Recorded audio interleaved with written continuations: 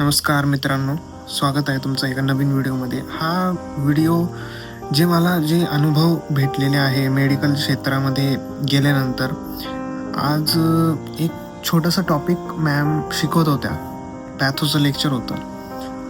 तर त्यामध्ये खूप सारं असं जेव्हा आजारांच्या बाबतीत कळालं की असे आजार होतात, तर आपण जे नॉर्मल लोक आहे ते आपल्या प्रत्येक दिवसामध्ये आपण कधी असा विचार नाही करत की आपल्यासोबत हे झालं तर काय होणार आहे. आपण जस्ट जगतो आणि आयुष्याला काही पण बोलत असतो की यार आज माझ्यासोबत हे वाईट झालं, ते वाईट झालं, आज खूपच जास्त वाईट झालं. पण जेव्हा आपण हे रिअलाईज करतो की यार हा तर आजार आपल्याला झाला नाही, आणि ते मेडिकल क्षेत्रामध्ये गेल्यानंतर कळतं की कसे कसे आजार होतात लोकांना आणि आपल्याला काहीच झालेलं नाही. आपण किती चांगले आहोत. आपण जे नॉर्मल लोक आहे जे दररोज चालताय, ज्यांना दोन्ही हात पाय दिलेले आहेत देवाने, तरी आपण कधी देवाचा आभार मानत नाही.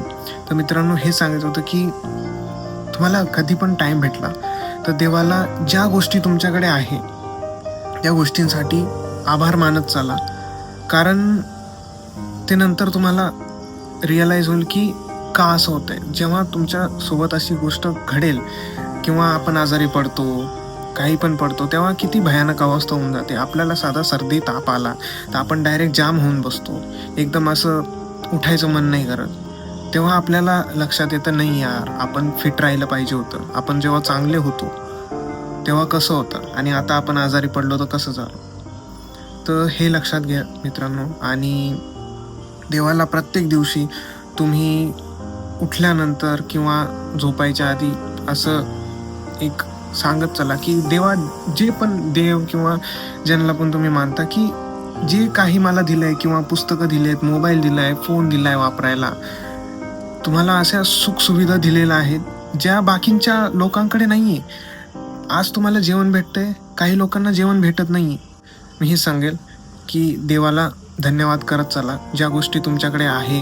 समजा देव त्याच वेळेस त्या सगळ्या गोष्टी तुम्हाला देईल जेव्हा तुम्हाला त्या गोष्टींची गरज असेल. किंवा आता जर तुमच्याकडे त्या गोष्टी नाही, काही चिंता नका करू, त्याच्यासाठी मेहनत करा.